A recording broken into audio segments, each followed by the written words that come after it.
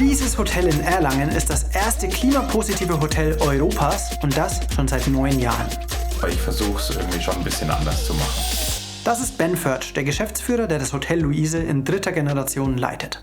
Mein Vater hatte immer eine Fliege an. Ich laufe hier schon deutlich entspannter rum. Er hat in seinem Hotel einige Sachen so richtig umgesetzt, die ich so noch nie in einem Hotel gesehen habe. Und zur Frage, sind die wirklich so nachhaltig, wie sie klingen, schon mal so viel. Dieses Video wäre nicht online, wenn ich sie nicht glaubwürdig fände. Aber erstmal eine Frage an euch. Wie erlebt ihr einen Hotelaufenthalt, wenn ihr das Ganze aus einer Umweltperspektive betrachtet? Ich muss sagen, ich genieße die meisten Hotelaufenthalte, aber natürlich fallen mir dabei auch immer wieder Dinge auf wie sowas oder sowas. Oder natürlich der obligatorischen George Clooney Kapselkaffeemaschine. What else? Marconi. Das steht für mich im Kontrast zu mehr und mehr Menschen, die in nachhaltigen Unterkünften übernachten möchten. Was muss ein Hotel also tun, um wirklich glaubhaft zu vermitteln, dass es umweltfreundlich handelt? Ihr wisst, ich will hier auf dem Kanal Geschichten von Macherinnen und Rebellen erzählen, die vorangehen und uns allen zeigen, wie man heute schon Teil der Lösung von morgen sein kann und das alles wirtschaftlich und mit mehr Freude und Zufriedenheit im Leben. Und deswegen möchte ich natürlich sicherstellen, dass die Menschen und Organisationen, von denen wir euch erzählen, auch wirklich cool sind. Beim Hotel Luise waren wir deswegen 2 volle Tage vor Ort, haben hinter die Kulissen geblickt, kritisch nachgefragt und uns alles zeigen lassen. Zusätzlich habe ich dort mit meiner Familie auch noch eine Nacht als Gäste verbracht. Diese Nacht durften wir kostenlos dort verbringen. Ich habe aber kein Geld dafür bekommen, dieses Video zu machen. Es ist also nicht gesponsert und die Leute von dem Hotel sehen das Video erst, wenn ihr es auch seht. Also lasst uns mal eintauchen und die Frage beantworten, was macht dieses Hotel so nachhaltig? Aber genau das ist hier nicht so wirklich leicht zu beantworten. Fändest du es zum Beispiel nachhaltig, wenn ein Hotel einfach nur seine Emissionen, wenn auch wirklich gut, misst und kompensiert, sagen wir zum Beispiel mit Aufforstung? Nein? Wie wäre es stattdessen, wenn sie keine Einwegverpackungen mehr beim Frühstück haben? Auch nicht? Was ist mit Regenwasser in der Toilettenspülung? Reicht auch noch nicht? Vielleicht ist Nachhaltigkeit nicht eine Maßnahme, sondern ganz viele. Also eher jede Aktivität im eigenen Wirkungsradius genau anschauen und überlegen, wie kann ich das so machen, dass es niemandem schadet, aber möglichst viel bringt. Und wenn man das tut, kommt man eben nicht nur zur Klimapositivität oder Zero Waste, sondern zu ganz vielen Maßnahmen. Ähnlich habe ich das auch schon bei der Community Kitchen in München gesehen, die neben ihrem Hauptgeschäft des Lebensmittelrettens auch noch große Kulturräume geschaffen haben. Das habe ich bei der Alois Müller GmbH gesehen, die als metallverarbeitende Fabrik ihre Energieflüsse so krass optimiert haben, dass sie die meisten Tage des Jahres mehr Energie erzeugen, als sie verbrauchen. Und das sehe ich jetzt hier im Hotel Luise. Es geht also um ein ganzheitliches Bild der Nachhaltigkeit. Und da das inzwischen über 230 Einzelmaßnahmen im Hotel sind, breche ich das mal für euch auf ein paar wenige runter, die für mich aus verschiedenen Gründen besonders hervorstechen.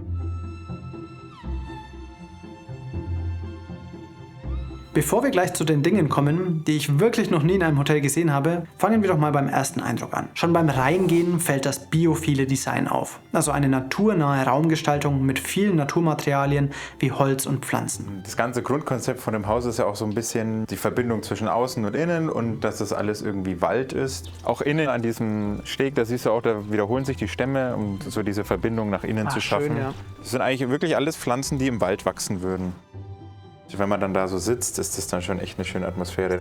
Biophiles Design sieht nicht nur wunderschön aus, sondern soll auch positiv auf unsere Stimmung und Konzentrationsfähigkeit wirken, indem es Stress reduzieren soll. Vor allem aber verbindet es uns mit der Natur.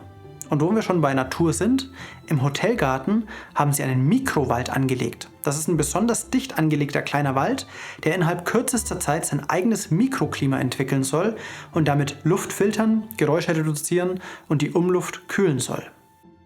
Du schaffst es, die Qualitäten eines 100-jährigen Waldes nach 10 Jahren zu erreichen. Das heißt nicht, dass sie so groß sind wie 100-jährige Bäume, aber du hast diese Vernetzung im Boden. Du hast Regenwürmer ohne Ende, der Boden ist durchlüftet. Und selbst bei diesen heißen Sommern, die wir jetzt auch schon hatten, dann nimmst du das, ist so eine Hackschnitzelschicht, die wie so eine Dämmschicht wirkt, machst du das weg und dann ist feucht darunter. Und CO2 speichert er natürlich auch noch. Gleich nebenan findet man passend dazu den hauseigenen Bienenstock. In den Zimmern erklären Sticker, dass die Bienen nur Interesse an Blüten haben und morgens gibt es den eigenen Honig zum Frühstück. Und um den Ganzen nicht nur sprichwörtlich die Krone aufzusetzen, wächst auf dem Dach ein Baum. Weil die Natur bei uns an oberster Stelle steht. Oh. Mein Vater, der ja auch viel mit Nachhaltigkeit am Hut hatte, der ist leider sehr schwer krank geworden und zum Richtfest haben wir diesen Baum dann hochgesetzt. Und er hat noch im Rollstuhl den Kran gesteuert und eine Woche später ist er verstorben. Also das hier war alles nicht fertig, aber der Baum stand und deswegen hat das natürlich auch eine emotionale Bedeutung. Ja. Das ist eine Bergkiefer, die mit wenig so an den Felsen, wenn sie irgendwo wächst, das ja gewohnt ist. Das Hauptthema für ihre Glaubwürdigkeit ist aber aus meiner Sicht der bewusste Umgang mit Ressourcen. Und hier sind vielleicht auch ein paar Maßnahmen dabei, die in verschiedenen Firmen gut nachgemacht werden können. Wobei sie bei ein paar Sachen schon wirklich Pionierarbeit geleistet haben. Mein Highlight in dem Hotel, das nachwachsende Hotelzimmer. Denn jedes Stück Holz, was ich hier habe, das ist so gebeizt, das ist so geölt, dass ich es 100% biologisch abbaubar belassen habe. Das heißt, ich kann dieses Holz nehmen, ich kann das in den Garten legen, es kann verrotten und es kann theoretisch ein neuer Baum daraus wachsen. Deswegen kann es nachwachsen. Und falls euch das noch mehr interessiert, das gesamte Interview mit ihm könnt ihr ab Donnerstag in unserem Klimanachbarn-Podcast anhören. Ich verlinke es euch dann am Ende dieses Videos. Wenn du an die Decke schaust, das ist reines gepresstes Stroh. Und dieses Stroh ist so unter Hitze gepresst, dass die Öle, die in dem Stroh sind, das quasi verbunden haben. Wenn ich die Platten jetzt rauslegen würde, die würden feucht werden, würden die aufquellen und dann auch wieder zu Stroh werden. Aber da musst du natürlich darauf achten, dass die Lasur, die oben drauf kommt, auch komplett biologisch abbaubar ist. Und dass man die Schrauben, mit denen man das dann an die Decke geschraubt hat, auch wiederfinden und wieder verwenden kann. Aber das ist nur ein Teil. Es gibt 2 Kreisläufe im Cradle to Cradle. Es gibt den biologischen Kreislauf und es gibt den technologischen Kreislauf. Und Produkte, die wir quasi als Mensch so entwickelt haben, dass wir das als technisches Produkt haben, dazu gehören Metalle, Kunststoff und das Ganze, die versuchen wir auch zu 100% im Kreislauf zu lassen. Wenn du es dir hier anschaust, den Tisch, das ist ein unbehandeltes Kupferblech. Dieses Kupferblech, das ist einfach nur um ein Holz rumgenagelt quasi. Kann ich das auseinandernehmen, kann dieses Kupferblech einschmelzen und kann es wiederverwenden. Und das versuchen wir eben in diesem technischen Kreislauf zu machen, dass wir sagen, nur mit rein sortigen Produkten arbeiten. Die Teppiche sind aus alten Fischernetzen gemacht, aus einer Fischkultur in Norwegen und die Trinkgläser sind aus alten Weinflaschen. Auf mich wirkt das alles wirklich durchdacht. Und das Konzept gibt's nicht irgendwie von der Stange. Das Konzept des nachwachsenden Hotelzimmers hat Ben zusammen mit dem Architekten selbst entwickelt. Und das finde ich schon wirklich stark. Diesen Recycling-Ansatz findet man aber überall im Hotel. Die Tische sind aus alten Kühlschränken und die Kaffeetassen sind aus altem Kaffeesatz hergestellt. Geil!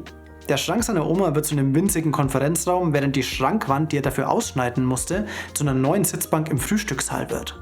Echt krass, hier kommt nichts weg, ne? Nee. Ich liebe ja diesen Ansatz von Dingen einen neuen Sinn geben. Ich erwarte sowas aber eigentlich eher von einem Bastler zu Hause und ich hätte nicht gedacht, dass man sowas auch in einem Hotel umsetzen kann. Ben beweist das Gegenteil. Wie funktioniert das? Erklär mir das mal bitte. War zuerst das Bedürfnis da, ich möchte hier so eine Box haben und dann, wir brauchen ein Mobiliar, was habe ich denn da noch Altes rumliegen, was wir irgendwo ausgeschnitten haben? Ja. Oder ist es so, ich habe die alten Sachen, was kann ich denn daraus machen und wo finde ich einen Platz dafür?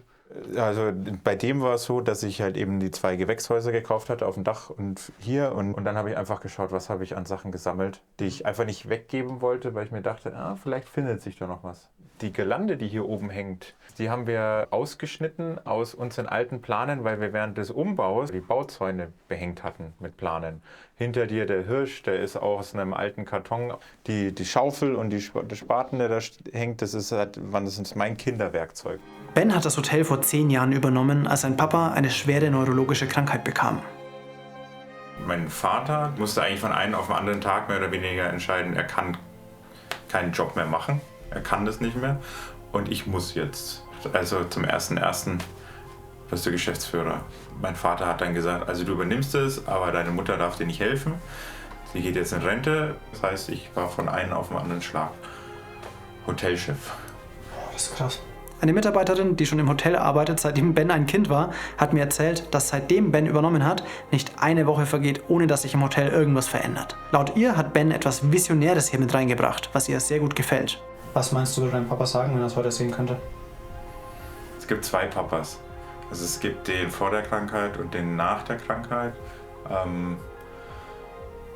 Der nach der Krankheit wäre, glaube ich, ein bisschen skeptischer und ein bisschen besorgter, wie sich die Zukunft entwickelt um uns herum und wie die ganzen Sachen sind.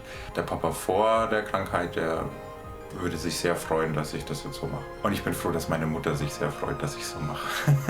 Und sie ist ja auch noch da und kann sagen, das ist schon auch schön. Nach den Zimmern ist das Frühstück wahrscheinlich für die meisten das zweitwichtigste. Ich war ja eine Nacht mit meiner Familie zu Gast und da konnten wir natürlich auch das Frühstück testen. Und erstmal war alles dabei, was man sich so wünschen kann. Verschiedenes Gebäck, Aufstriche, Marmeladen, Honig von den eigenen Bienen, Müsli, Eier, Joghurt, was man halt auch sonst erwarten würde. Was für mich auffällig war, neben Wurst und Käse gab es auch vegane Wurst und veganen Käse. Neben der Kuhmilch gab es auch Hafermilch und in diesem Wärmebehältnis, in dem normalerweise neben den Eiern dann der Speck ist, habe ich Gemüsebratlinge gesehen. So stelle ich mir das vor, dass wirklich für jede und jeden was dabei ist. Aber das eigentlich Besondere sieht gar keiner. Wir haben Zero Waste Frühstücksbuffet. Ein Zero Waste Frühstücksbuffet.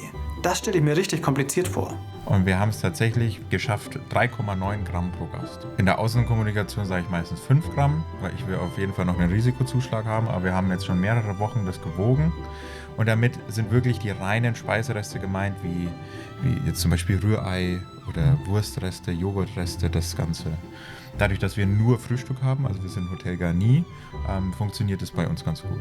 Es ist zwar nicht ganz vergleichbar, aber um Bens Aussage mal in Perspektive zu setzen, laut einer Umfrage vom Thünen-Institut, das zum Bundeslandwirtschaftsministerium gehört, fallen in der Gastronomie sonst knapp 100 Gramm Müll pro Mahlzeit und Gast an. Ich habe mir die Umfrage aber mal genauer angeschaut. Leider ist die Gruppe der Befragten nicht besonders groß und es geht um Außerhausverpflegung im Allgemeinen, also nicht speziell um Hotels. Aber ich konnte keine besseren Zahlen finden und ich denke, das ist gut genug, um zu erkennen, dass Bens 3,9 Gramm Müll pro Gast und Mahlzeit wirklich sehr nahe an Zero Waste sind. Und obwohl ich das wirklich beeindruckend finde, dass sie das hinbekommen haben, sind die Maßnahmen dafür überraschend einfach. Wir einfach kleinere Platten legen und dafür öfters rausbringen. Wenn es kurz vor Ende ist, dann ist es halt öfters mal so, dass wir den Gast dann auch fragen, möchten Sie noch irgendwas Bestimmtes? Möchten Sie noch Wurst? Und dann kann man das ja auch gezielt bringen und sagen... Dann ist es gefühlt eine Serviceleistung, die er bringt. Irgendwie schon, Anstatt ein Mangel. Dinge wie umweltverträgliche Reinigungsmittel, die 28 Kilowatt Peak PV-Anlage auf dem Dach, Fairtrade-Kleidung für Mitarbeitende oder dass das sanierte Hotelgebäude den KfW 45 Standard erreicht hat, wirken da schon fast wie Selbstverständlichkeiten. Und ich denke, das sind sie für Ben auch. Natürlich sind die Dächer begrünt, auf dem Garagendach ist sogar ein kleiner Teich. Der dann eigentlich sehr gut von Tieren angenommen wird und weil die Leute immer sagen, ja, so Flachdächer, ne, Begrünung, da kannst du ja nicht viel machen. Ja, kannst auch das machen. Dann gehört auch noch eine Wärmebildkamera zum Inventar, um Wärmelecks zu entdecken. Etwas, was ich noch nie in einem Hotel gesehen habe, ist aber das hier. Ben hat mir gesagt, sie bringen die Kleidung hauptsächlich der Caritas, die es dann in ihrer Secondhand-Boutique um die Ecke anbieten. Nach einem Monat hat er schon eine ganze Kiste voll Kleidung zusammen, die seine Gäste einfach nicht mehr gebraucht haben. Was für eine coole Idee. Oder das hier, ein Kissenmenü, bei dem man sich das Kissen für die Nacht aussuchen kann. Ich hatte, glaube ich, Hirse mit Naturkautschuk und mein Kind hat sich das Dinkelkissen geschnappt. Und wir haben beide gut geschlafen, bevor wir uns dann bei Sonnenaufgang auf die Dachterrasse geschlichen haben, um zusammen die Schule der magischen Tiere zu lesen. Mir ist klar, das klingt alles sehr nach Werbung. Das zeigt aber nur, wenn man etwas konsequent anders macht und mit viel Liebe umsetzt, dann kommt die Begeisterung auf der anderen Seite an und der Funke springt über. Und das egal, ob man Hotelgast ist oder nur vorbeikommt, um kostenlos Wasser zu trinken oder die Fahrradreifen aufzupumpen. Mein letzter Punkt ist aber der wahrscheinlich wichtigste. Sie könnten all diese coolen Sachen machen, diese wunderschönen Details, diese durchdachten Zimmer und das leckere Frühstück. Es würde nichts verändern, wenn sie es nicht nutzen würden, um andere Menschen damit wirklich zu erreichen. Mir ist aufgefallen, dass in jedem Hotelzimmer eine Ausgabe von Kleine Gase, große Wirkung liegt. Das da. Und das sollte wirklich jeder gelesen haben. Mittlerweile ist es sogar kostenlos als PDF verfügbar. In den Aufenthaltsbereichen liegen noch mehr Zeitschriften und Bücher, die Wissen rund um die Klimaerhitzung oder andere planetare Grenzen vermitteln. Nichts wird aufgedrängt, aber es ist da, wenn man sich mal durch etwas durchblättern will und wirkt sicher anders als die Automotorsport, die im Wartezimmer meines Arztes liegt. Sogar in den Toilettenkabinen hängen Zeitungsartikel an der Tür, die zum Beispiel erklären, wie Klimamodelle entstehen und wie aussagekräftig sie sind. Sie machen kein großes Ding aus den meisten Maßnahmen, aber sie benennen sie. Und genau darum geht's, eine Möglichkeit zu schaffen, sodass andere Menschen deine Ideen mitbekommen und daran anknüpfen können und ihnen überhaupt erstmal die Tür zu öffnen, nachzufragen und vielleicht sogar etwas davon zu übernehmen. Vielleicht hast du ja auch wichtige Vorarbeit geleistet und sie können dann darauf aufbauen. Wäre doch mega. Ich suche einfach Menschen, mit denen man da die Welt retten kann. Das ist geil. Ich suche einfach Leute, mit denen man die Welt retten kann. Das gefällt mir sehr gut. Menschen, die bis zum Ende diese Videos schauen, sind auch Menschen, mit denen man die Welt retten kann. Ich glaube und hoffe, diese Videos machen den Unterschied.